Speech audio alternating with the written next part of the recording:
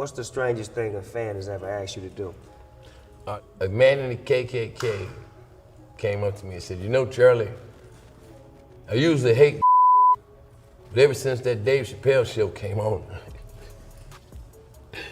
you and Dave Chappelle make me and Bubba love every Wednesday night. And I'm never gonna be..."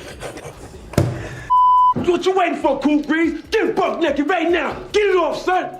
Charlie, what would you say was your favorite memory of being a bodyguard?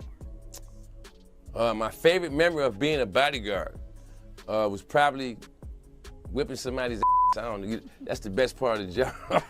Charlie Murphy was a national treasure. From the Navy to working as a bodyguard to becoming a global star, Charlie Murphy had more real-life material than most writers could dream up. And he never needed to exaggerate, not when stories like this one exist.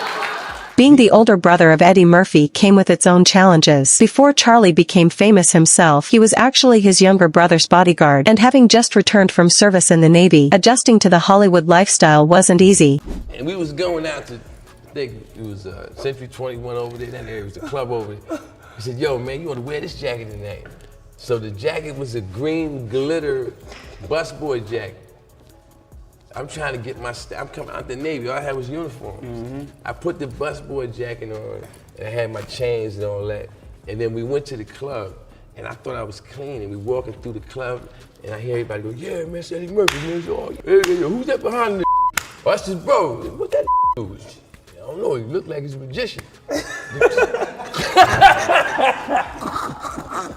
You might think being the older brother of a superstar could be bittersweet, especially for someone like Charlie, but during an interview with Howard Stern, he revealed how he really felt about it. Charlie mentioned in the previous clip, the Murphys weren't exactly destined for superstardom. Charlie and Eddie Murphy were raised in Brooklyn, New York, in a working-class household. Their father, a police officer and amateur comedian, passed away when they were young, forcing Charlie to step up as a father figure in the house. And that responsibility may help explain how Charlie developed that tough, street-hardened edge.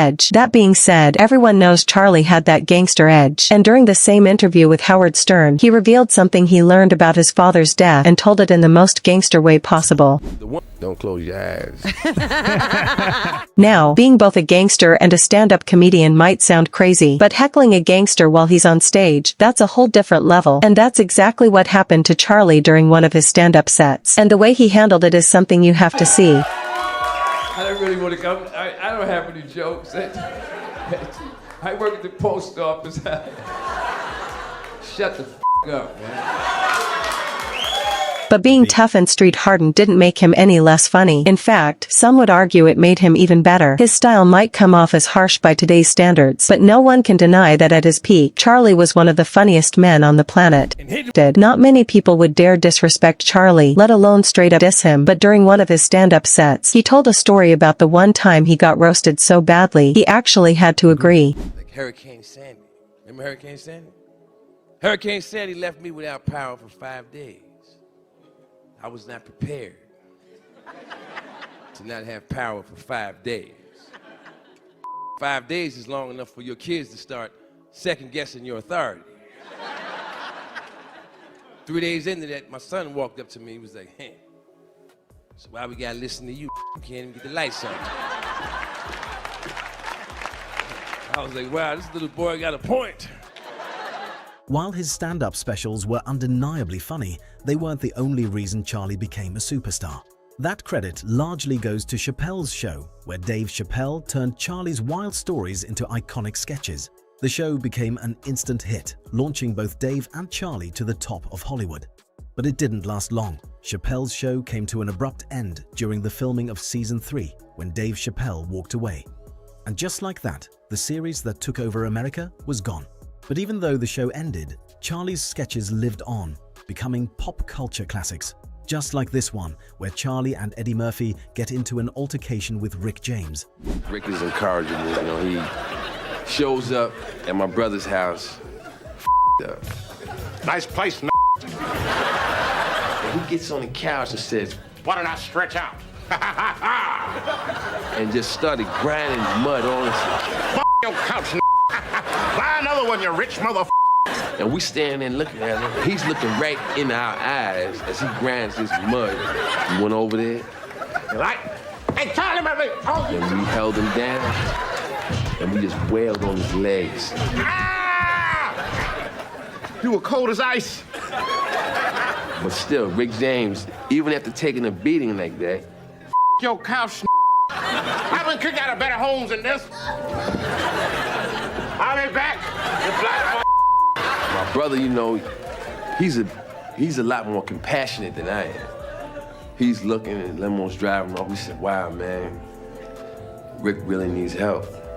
I was like, yo, we just gave him some help. And it's not just Rick James. His story about playing a game of basketball with Prince also became one of the most iconic sketches from the show, and it's still being watched to this day. And I had the Jerry curl was coming out, and I had my stick to the side and all that.